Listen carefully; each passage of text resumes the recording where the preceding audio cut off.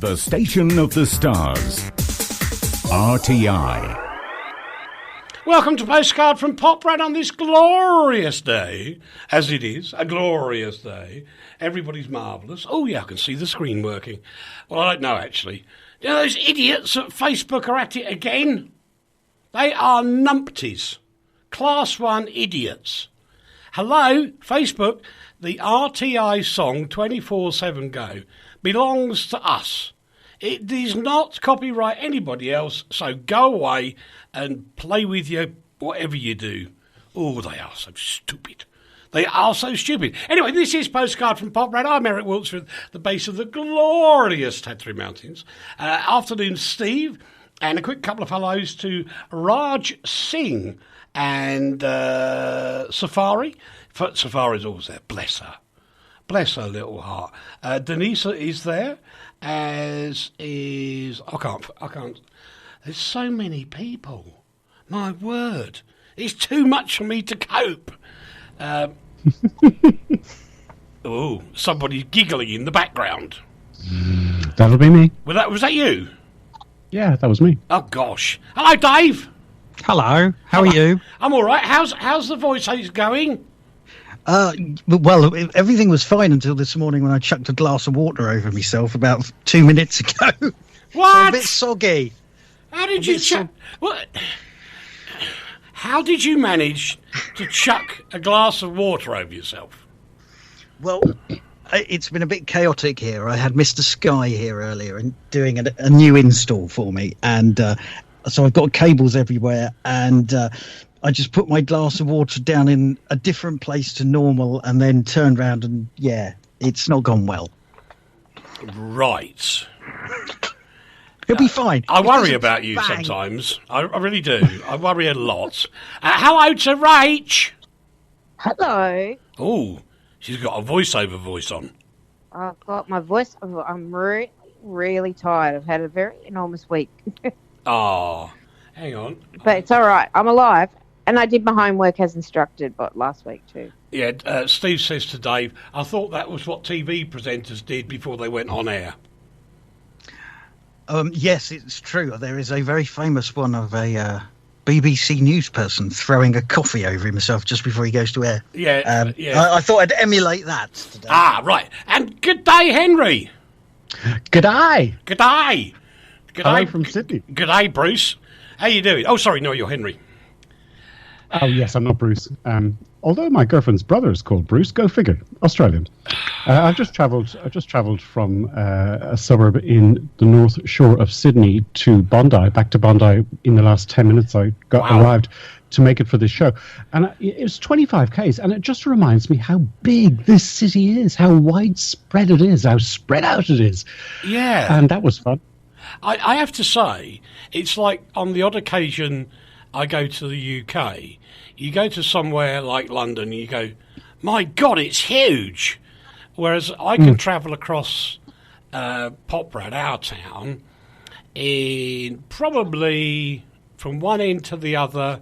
Well, it depends if Rach is in the car or not. Yeah, true. If Rach is in the car, it takes about 5 years. If it's just me in the car, between 5 and had Yeah, but if you do it Rachel's way, you live 5 years longer. Yeah, don't start me on that. Don't start me. I've had a bad tech day today. You've had a bad tech day. I have. What have you done? Come on, what have you broken? I didn't. Yeah, right. Yeah, you probably did. It's over-modulating. Oh, God. I knew that was going to be the case. Hold on a minute. I'm getting told off by Mitchell for over-modulating. And I can now tell you the story why. As we... Oh, I see. It is a bit loud, isn't it? Anyway, as I came into the studio, I went dink and turned the computer on that is normally the Facebook computer.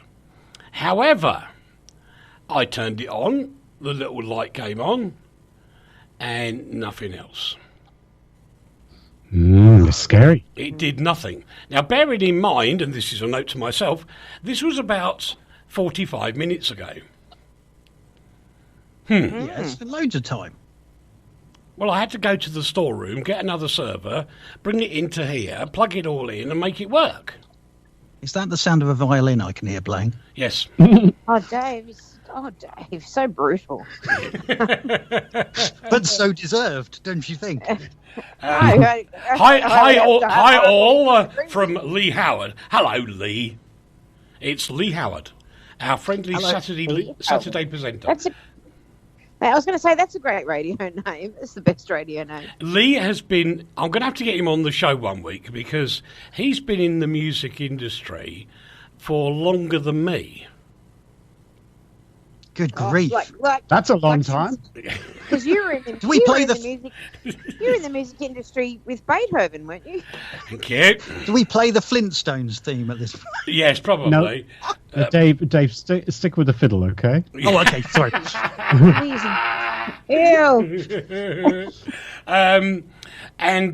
Lee has worked with some of the biggest iconic bands in the world. Seriously, you know, he's had cup of teas with people with the Rolling Stones and things, and he can tell you all sorts of stories about these wonderful people, and I think we've really got to get on and get him into the studio or on Skype to dish the dirt. I'm sure he won't, but he's worked with Decca and EMI and all those sort of big companies, and he loves his radio. What? Sorry, I've just read Steve Mann's comment. I shall amuse everybody. Steve Mann's just said, I thought Eric was so old that he invented music. That's what I said about Beethoven. That's an old joke. Come on, keep up, Steve, man. Yeah.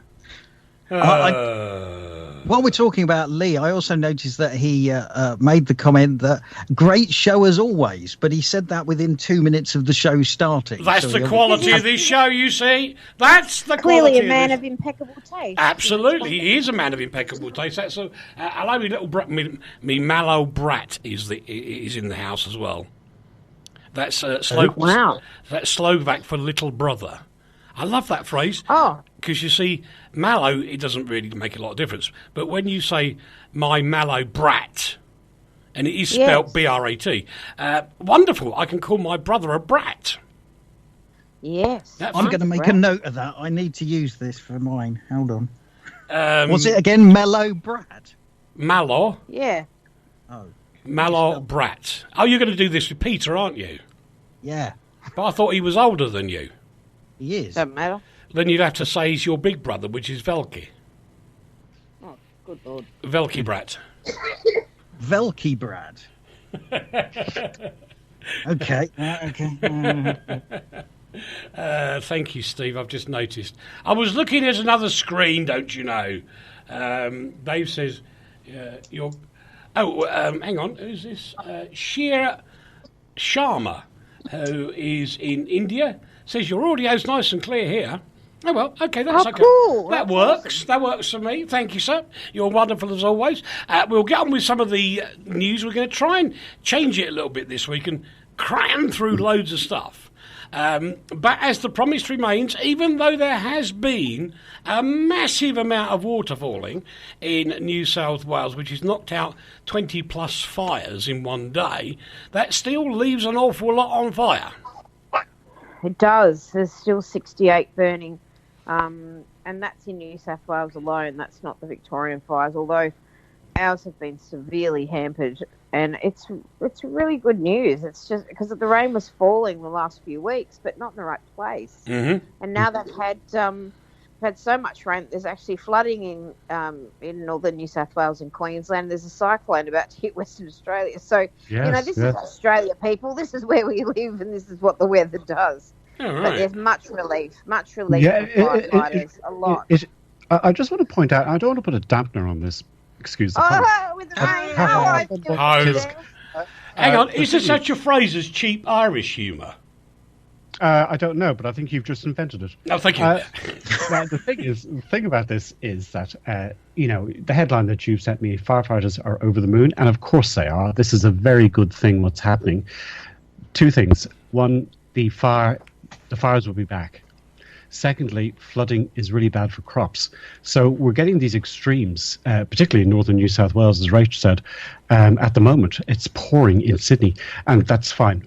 But the thing is, these two things are incremental because, you know, the fires will be back, the sun will be back, it's all coming back. It's February, the hottest month in this country, and it's only like early February. So we just have to be cautionary about this because these floods will cause problems with crops. They'll get flooded out of the earth, literally. Oh, okay. Yeah, I kind of get that. It's also a bother when the rain hits bushfire areas because everything has been burnt. Even if trees are still standing, but they're burnt, they topple over very quickly. Yeah, because all the topsoil will be burnt, won't it, Rach? Well, that's right, and the trees themselves are unstable, so they'll come down. And the other thing too is that all this water that's got toxins in it goes into waterways, and that is not a good thing. I think I mentioned this a few weeks back. The chemicals that the giant aeroplanes dump on the fire, they're not so great for you either. They're very effective at putting out fire, but it's not great if it gets into the water systems. And as soon as it rains, the earth absorbs all these toxins from, you know, ash and charcoal and charred remains of stuff, and so it's great news. But the problem is that the infrastructure out in these places can't tolerate this amount of water with this sort of debris. So that's why you're getting flash flooding and things like that, which is really super dangerous. But, you know, as soon as you've got it's you know, it's not just sort of, you know, oh, there's a bit of fire, oh, there's a little bit of rain. With us, it's always, you know, it's always all or nothing. Or nothing, yes. Yeah, it's very Australian, absolutely Australian. Very Australian. So how big are what's the volume of the fires? And we're talking, if you're just sort of trying to work this out, I promised Rach a long time ago that we would talk about the bushfires in Australia until such time as they were fully under control or out, because the media is wonderful at this. What it does is it goes, oh my God, there's a fire in Australia, and then they forget all about it. And the truth is it's been carrying on for months. We lead with it always, and so how much is on fire at the moment?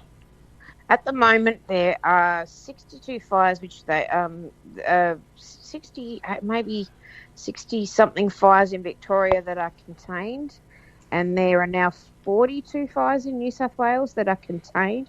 So contained is good, but you've still got certain areas that are on watch and act. So what that means, for those who haven't listened before, is that you must be mindful of the emergency warnings that are in place, and if they tell you to leave, you must leave. So there are still places on watch and act. It's not over by a long shot. And like Henry said, as soon as it dries up, they'll be back. So that's scary. But we're also, I think it's worth mentioning again that last time we talked about hectareage, and England is 13 million hectares in landmass, and the fires at the last time we counted were 10 million hectares. Gosh. So, Sri Sharma says, bushfires in Australia, biggest loss to the environment. His words online. Absolutely. Absolutely correct, Sharma. Absolutely correct. Yeah, and Dubri Den Rattle, who's just joined us as well. Okay. I did my homework, Uncle Eric. I did all the homework you asked me to do. You did? I did it all, and I sent it to Dave Rhodes. Oh. Hello. What? He may not. What have I done now? I don't know, but Paul says... I sent you my homework. Oh. Ah, right, okay. Right, so that'll work then. Paul says, hey, made it. Sorry I'm late. Got a note from my mother, though. That's okay. Because otherwise you're in big trouble. Yes, because, you know, when you take it into Teach Rach, because Rach is the boss. That's true. I know my place. There are 2 bosses in the office, and there's one on the radio. That makes 3 I've got to put up with today. Marvellous. You asked me to find out how people can volunteer to assist, because the message that we're all sending you is that Australia is open for business. We are open for business unless you get on a plane from China, in which case you'll be quarantined for about 14 days. But aside from that, we are open for business. And what people are being encouraged to do is go and visit regional Australia, bushfire-affected communities, and either shop from their businesses so that you can inject some money or volunteer your services. I sent Dave Rhodes in his Facebook Messenger a big article on what you can do, and I won't read these out. I'll get Dave. I won't read out all of them. I'll mention a couple, but I'll just Dave put it on. I'll put it on the stream so people should be able to see Yes, it. how you can volunteer during the Australian bushfire crisis, courtesy of Rach and Dave. If you're not coming, and please, we can't stress it enough. We really need you to visit and come and share in the wonderful parts of our country. There's so many wonderful things in Australia, and just because we've had a bit of fire doesn't mean that we're all closed down or you should be afraid to come, because it's safe to come here. So if you want to support us, but you can't do it, you can't actually physically get here, there are ways that you can donate in different ways. You can put on your social media the mental health service resources that we have for people.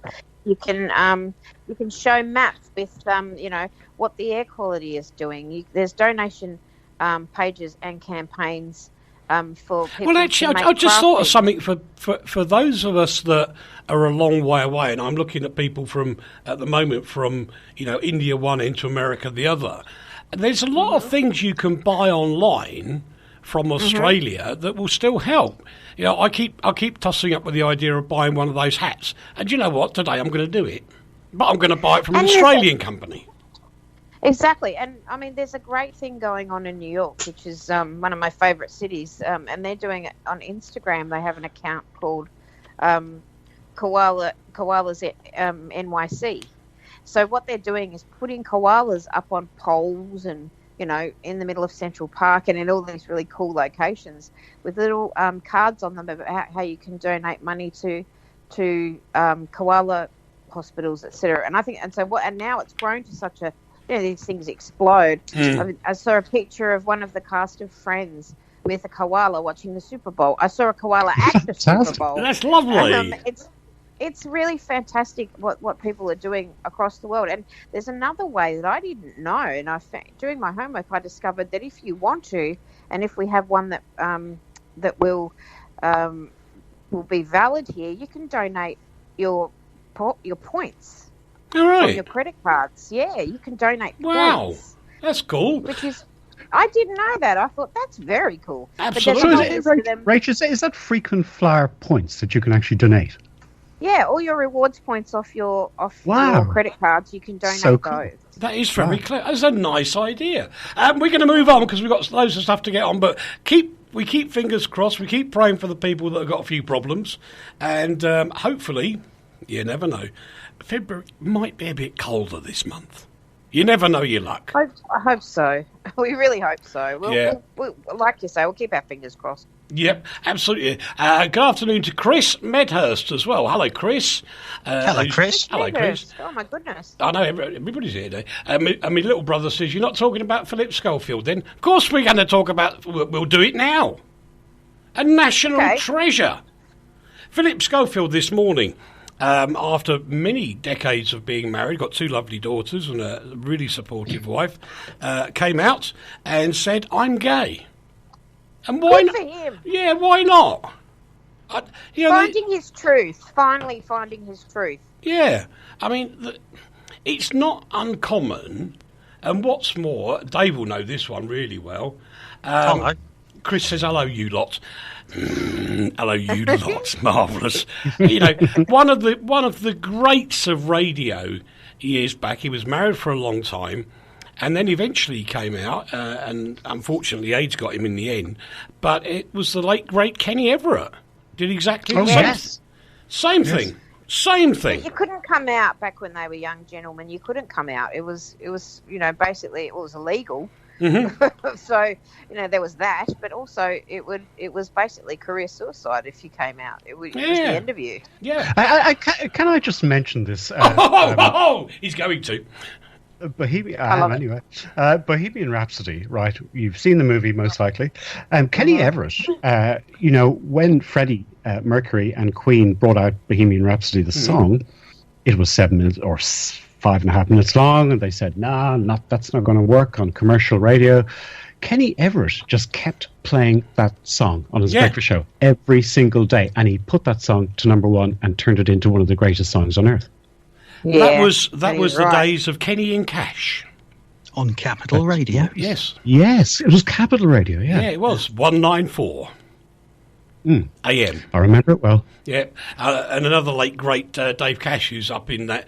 That must be the most amazing offshore radio station ever, in the skies, with all the wonderful people on it, including Dave and my great friend Howard Rose as well, who's up there with everybody, which is, there you go. Steve's made a comment. It took him a long time to come out. The problem and the stigma with coming out has been a terrible thing for many people for many years, Steve. And there are still some bigots around who don't get it. I mean, a very dear friend of this station, he was here at the beginning, day one, is Chris Reardon. Now, Chris was married. He's got twin daughters. He's a good Catholic boy. So he thought, my mind must be all messed up. I'll get married. And he did. And, it didn't work because he's gay. Like, hello, good morning.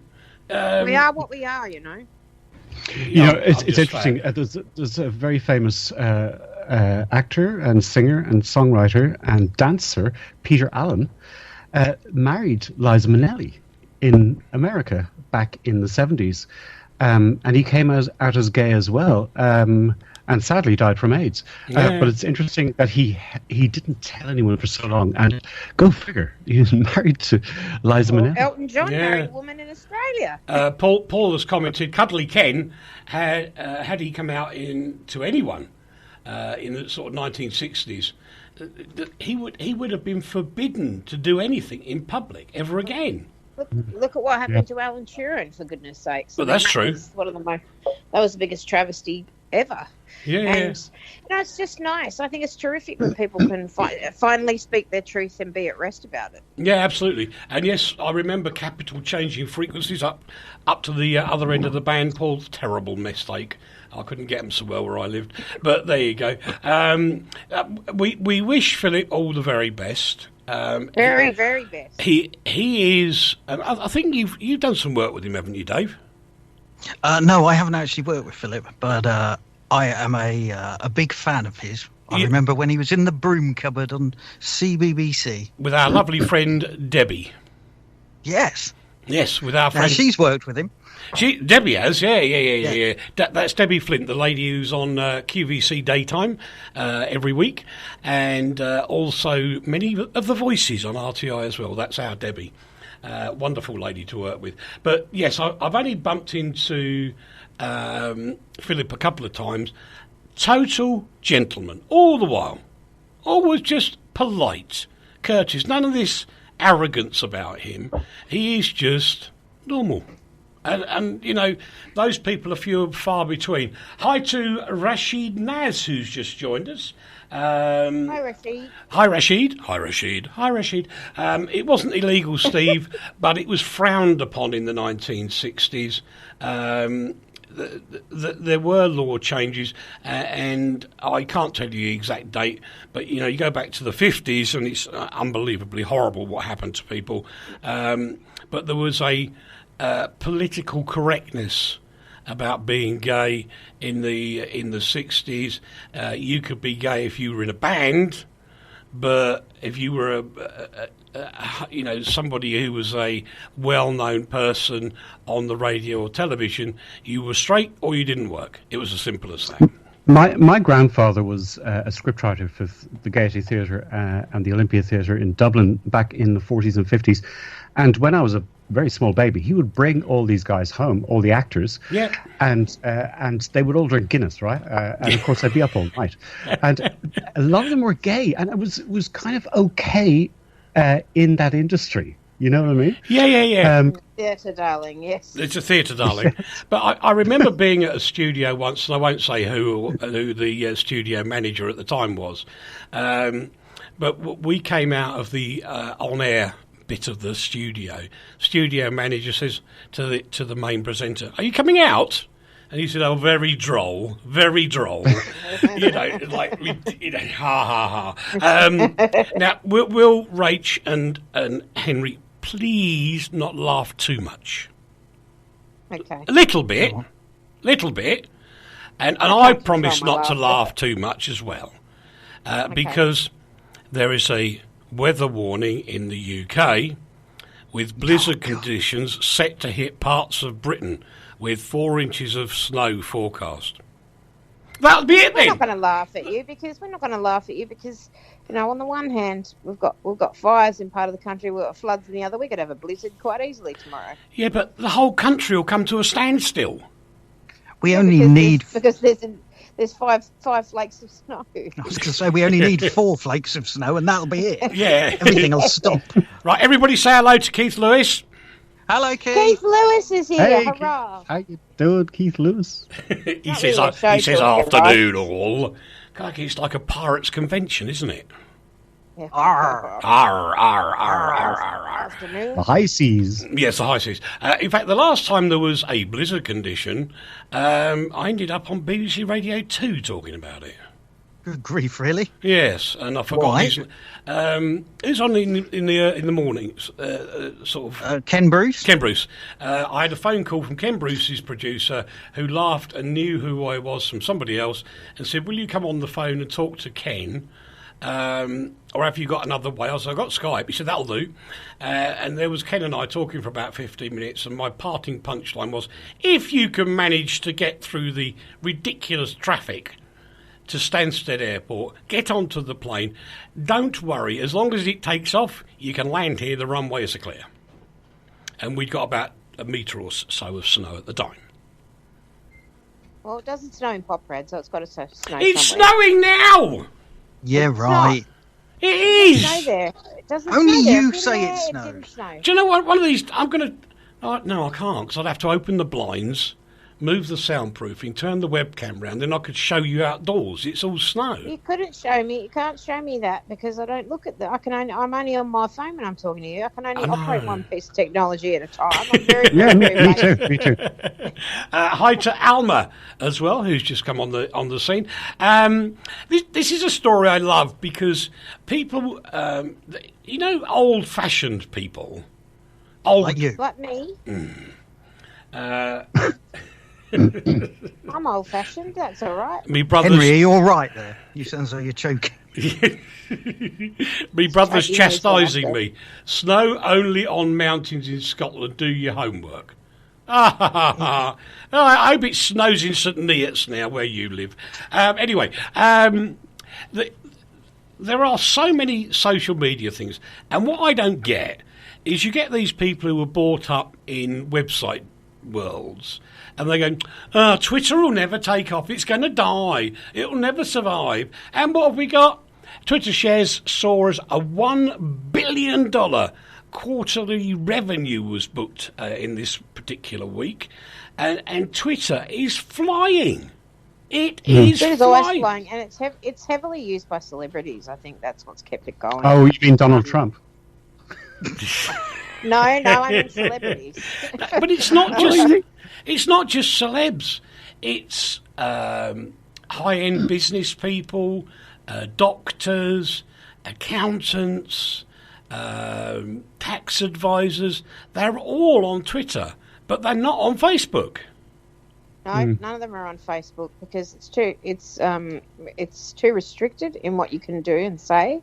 Yep. And I mean, Twitter has their standards as well. But when it's so funny to me though. When Twitter began, you could only type 140 characters, and you couldn't type it. Now you can. Well, as demonstrated by Lord Trumpington, you can say and do whatever you like, and you can take as many characters as you want. And you can put short videos up there and photos. and it's very, it was very, very restricted as to, you know, what how much you could say at once. So it's when then they discovered people don't like that. As soon as they changed that, people abandoned Facebook. Yeah, funny that. My brother says, Andy, don't forget the DJs. Do you know any, Dave? Me? No, my brother David. Oh. I wonder if he knows any DJs. He's going to get very upset in a minute. In answer to an earlier question from Steve about homophobic laws, Paul reckons it was 1967 when the law was amended to make being a homosexual gay person legal in the UK. It was only in the 1990s in Tasmania here. There you right. go. Yeah. God, there's conversations going on our chat room. Blinking heck. Hello, Susanna. Susanna's in the building as well. Anyway, so Twitter's taking off. Fantastic. Bit of UK stuff. John, the new boss of John Lewis, is warning that further stores could close, and I can understand that as more shopping of his style goes online. We mentioned Mr. Trump a second ago, and the US president speaking at the White House also called it a 3-year-long witch hunt against him. But I have to say, it was disgusting, vile response. It was like one of his rallies, and it went on and on and on and on, and it got really vulgar and really crass and really unnecessary, like Donald Trump himself is. But what about that Democratic leader? How rude can you be? And this is on national television, not state television. Somebody just fell over. No. Oh. That was Dave. I'm tearing up today's running order. Oh, like Nancy very Pelosi. good. Yeah. Nancy Pelosi, I'm telling you. Nice one. Thank you. Rachel's ahead of me on that one. Oh, nice one.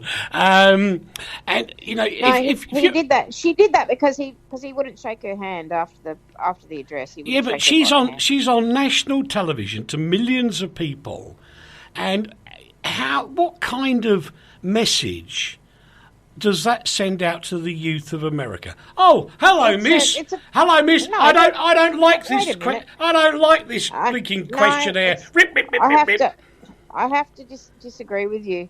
This was just a protest. She's never, ever backed down from her stance on this. Never, not once wavered. And she's had the courage of her convictions to accuse him of what she's accused him of. She's had the courage of her when she's been absolutely battered for doing so. Rachel, I respect that. I respect it. It was a form of protest. It was a form of protest. And I don't see the difference between, her doing that and somebody, giving a bit of a boo. I mean, she could have just stood there and booed him, but she didn't. When she made a protest, I don't think she had every right to do so. You're not going to convince me. Eric, you mentioned national TV. Of course, we're talking global television, really. It just gets around the world. And what she did, I didn't have a problem with that either, actually. The thing is, if you compare what she did there to what Trump did, putting up a newspaper, I think it was the Washington Post, It was. With that headline, I mean, that's like a petulant schoolchild going, look at me, aren't I great? You're all the witch hunters and I'm the good guy here. And I just thought that was way more childish than what she did. No, I get that as well, Henry, but the problem is it was his speech, she ripped it up. And whilst... Because it was garbage. But it doesn't send out the right message, that's all I'm saying. No, she was acting on behalf of those of us who feel it was garbage, and I was thinking, rip it up, Nancy. Yeah, go on, rip it up. But what she doesn't... rolled it up and smacked him on the head with it. Yeah, but what... And she didn't. Eric, in all fairness to you, you're absolutely right. It was a childish act on her part. Yes. It seemed kind of appropriate to me. But I agree with you. That's the Irish blood coming out in you. That is the Irish blood. The whole thing is very childish. And this is what's going on in American politics. And this is the way it is. And it's going to continue like this right up to November when the election happens. No. The election's finished now because what Nancy did, by tearing that piece of paper up or his speech up, she's actually guaranteed him re-election. No, Yeah, she hasn't. I don't know. I don't know, Rach. I I don't vehemently know. disagree. I think this guy's going to get re-elected. No, I don't know if he will. I reckon I think they've done this deliberately to put enough of a cloud over the top of him to make somebody else interesting as a nominee for the Republicans. I reckon that's what they're gearing towards. Nah, not going to happen. I think And it she could be missed Mitt out on Romney, who was very vocal. Yes, he was. It's too old. I think she missed out on an Sounds ideal too old. opportunity. Hang on, too old. Too old to start. Bernie Sanders. Mitt Romney's younger than him. Yeah, look at Bernie. How old is Bernie Sanders? 78? Bernie Sanders He's is 804. 79. You should know. You were in the lunchroom with him with Beethoven. You Oh, should shit. know. I should say hello to Johnny Reese, by the way, from the Monday Album Zone on Radio Tetris International. Good afternoon, mate. Dave says, Martin Collins from Hitchin Days. I remember Martin. He's on Smooth, I think, now. He used to be on Capital as well. Yeah, he was on Capital, and he used to do a great sort of disco soul show on there. And I think now he's on Smooth, if I remember. I'll see if I can find out. I'm sure Martin's on Smooth, because I was taking the mickey out of him when he went to Smooth, because he and I used to do the working men's club circuit in Bedfordshire back in the day. Back in the day, where you had to go out and earn your money by carrying loads of kit about. But that's... I don't know what we've got Smooth in Australia, and I don't know. We do indeed. If they're the, Part of the if Australian they're the network. same. I don't know if they're the same sort of station, but it's all very sort of very easy listening, and Yeah. I call it doze off while you're driving FM. And actually, Smooth FM is owned by Channel 9, which is one of the commercial networks in Australia. And you can tell because they've got Channel 9 people on there all the time. My God, There's no what presenters other than what those. a boring station it is. It's literally Oh. don't listen to it. You can listen to it at home when you're trying No, to no, no. relax. Can I give you a? Perfect. Can I do a public service information warning? As most good people do, listening to their phones with the speaker on, do not walk down the road playing Smooth FM, because I know they play middle of the road, but you're liable to get run over. That's how middle of the road it is. Martin Collins is on Smooth Radio in the UK between 10 p.m. and 1 a.m. weekdays. Join Martin for the perfect relaxing evening for the Smooth Late Show. 3 hours of the most soothing music to close out the day. Yeah, you'll only hear 10 minutes of it because it's in the middle of the night. Well, that's true. Oh dear. We've got one here called Yemna Melodia. It's similar. And I say, if you ever listen to it, climb up the Tatras and jump off without a parachute, because it's horrible. Hello to Petra. Keith says, lovely to hear Henry live. Great memories of Nova News Dublin. That's Oh, lovely. thank you. There you go. There you go. We move on, because we've done absolutely nothing of our little run round. What else is new? We've done a couple of things. Well, all right. What else is new? I was giggling when I read this because Britain has joined the space race, and it's got the Lunar Pathfinder spacecraft will sell communication services to other missions at the moon. Pathfinder is actually really, really, really important. And if people probably don't remember, but when they first sent the rovers to Mars, they took Pathfinder as a communications tool. Actually, you're right. I apologise. I apologise. Pathfinder was really, really important. If anybody saw the film The Martian with Matt I Damon, did. which is one of the best films ever made, and I've got it Lovely, on DVD and lovely watch it stuff, yeah. quite regularly, but in order to communicate with NASA, he had to go find Pathfinder, dig it up. It had been out of commission for like 30 years or something by the time where this movie's set, and he was able to use Pathfinder to communicate with NASA to teach him how to reboot the computers inside all the rovers and all the stations inside where he was living in the habitat. Yeah. So he was able to talk to them and figure out how to get home. There you go, you see. Pathfinder is a very, very important piece of technology. So all credit to Pathfinder.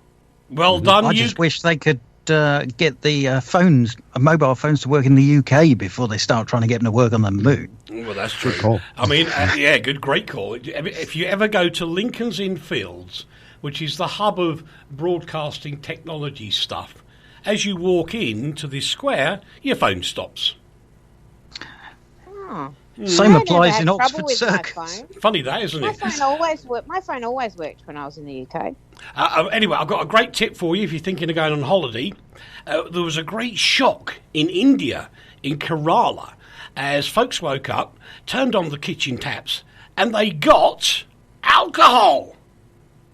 Yes. Brilliant. Like unexpected cocktails coming out of your taps at 9 o'clock, 8 o'clock in the morning. How did that happen? Well, it was somebody pouring all the alcohol away because they thought it was bad, but it wasn't. It went into the system, and then it came out of the taps as a cocktail. What about all the little kiddies drinking it? Well, they'll be calm at school. They won't be all, petulant. There'll be a lot of throwing up in the corner, I'll wait. Another person coming out this week was Jamila Yamil. I love her. She's gorgeous. She is gorgeous, isn't she? She's beautiful. She was recently on one of my very favourite television shows on Netflix that's actually just completed the series. There's no more, and I'm bereft about it. But she's very tall, beautiful.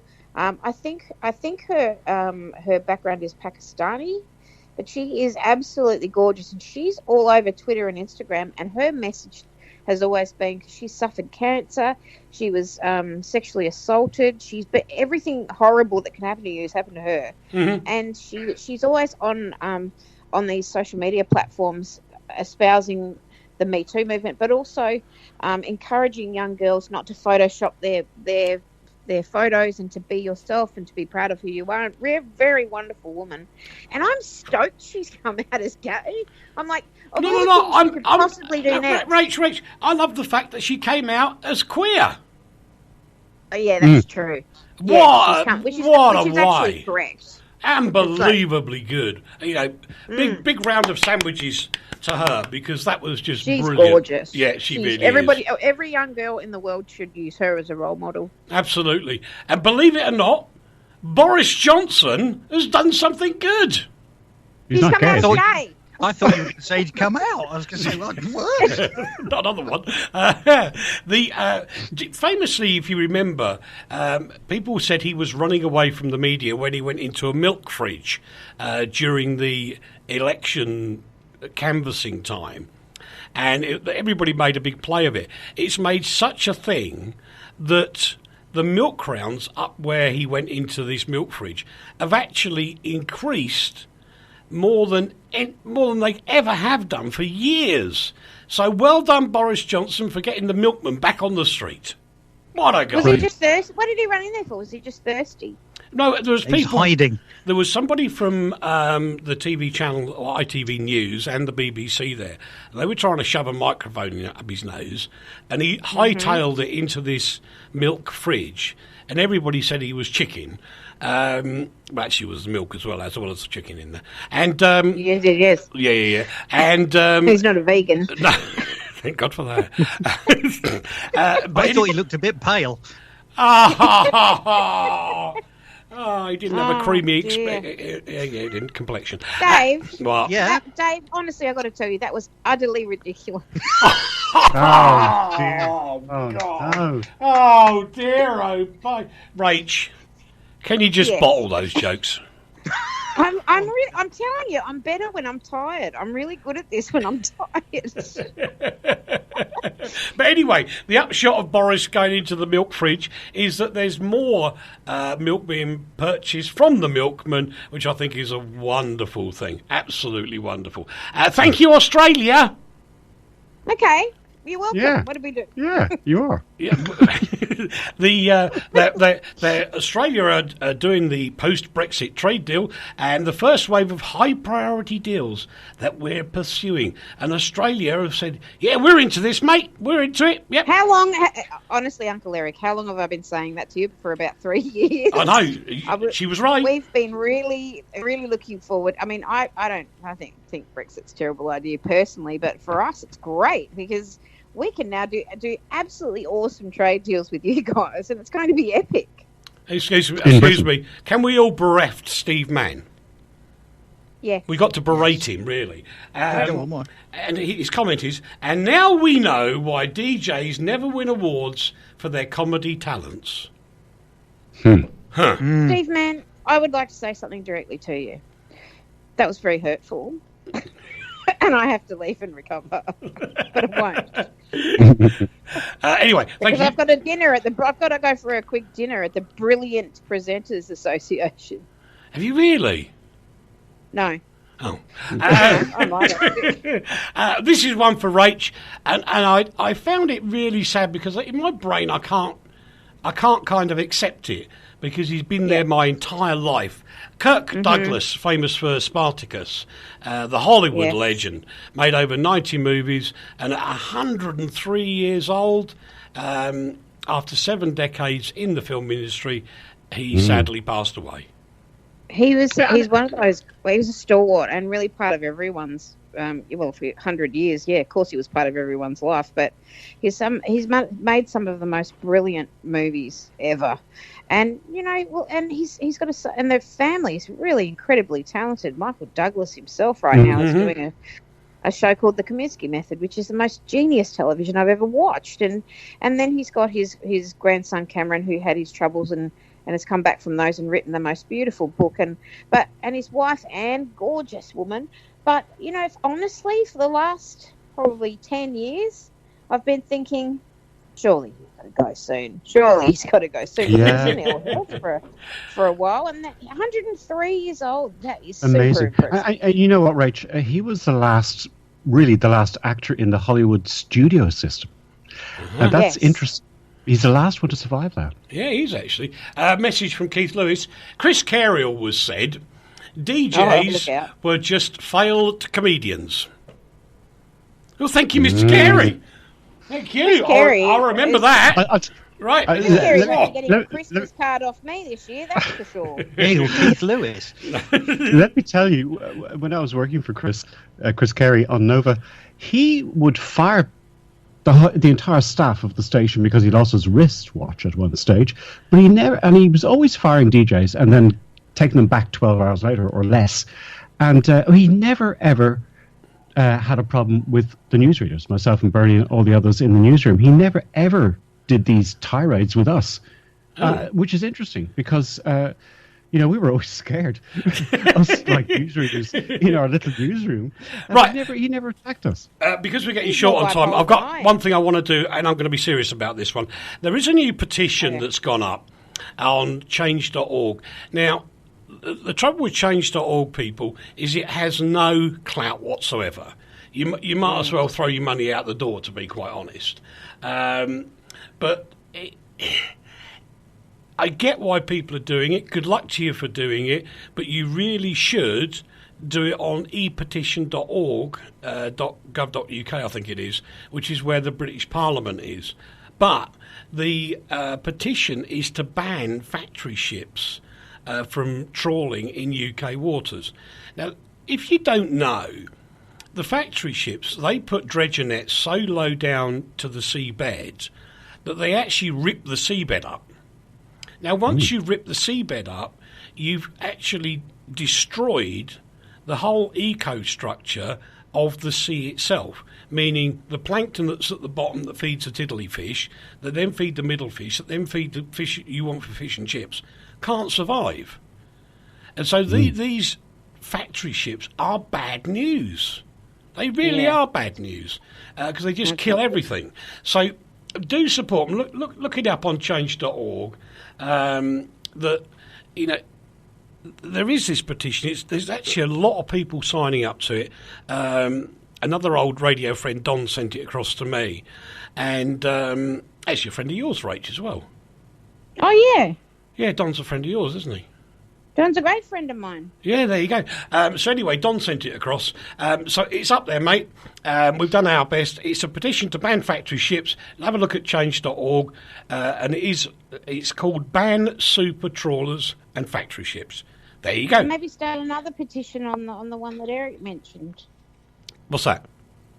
Start another petition on the one that you mentioned. Too. Oh, I see, yeah, on e-petitions. Yeah, that was a good thing. Yeah. Hang on. Paul is agreeing with Henry because I'm running out of space to do anything. Chris Carey did indeed. He got me to do a mini stand-up at one time. Blimey. Oh. My brother says, I'm a comedian, listen to my show. Yes, it's very simple. You laugh every time there are 2 double-decker buses between each track. And